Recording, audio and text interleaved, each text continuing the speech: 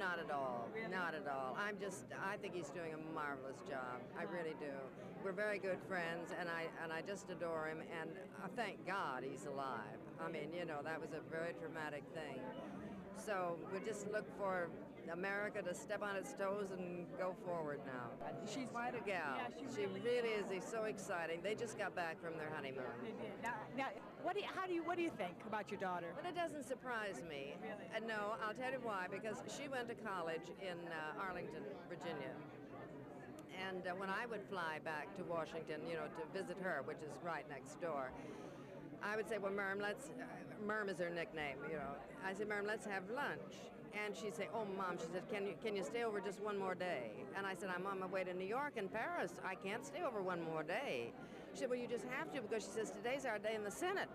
You see, she was taking political science, is what I'm trying to say. So she would, to be told off, as this is part of her grade that she would get.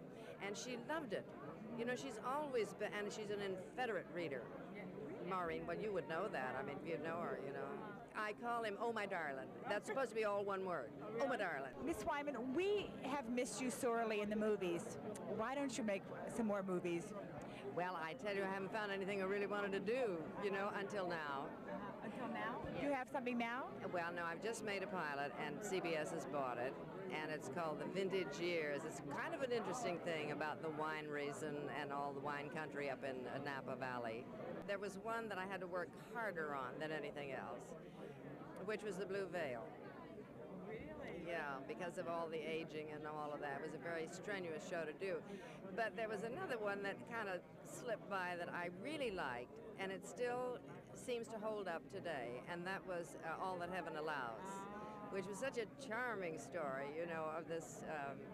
You like the studio system? You were under contract, weren't you? Oh, for heaven's sakes, yes. Everybody was. Did you like that kind of living? And I tell you, it was great in two ways, and that had its drawbacks too. But I will say that for someone getting started in the business, it was a marvelous thing to have the support of that studio.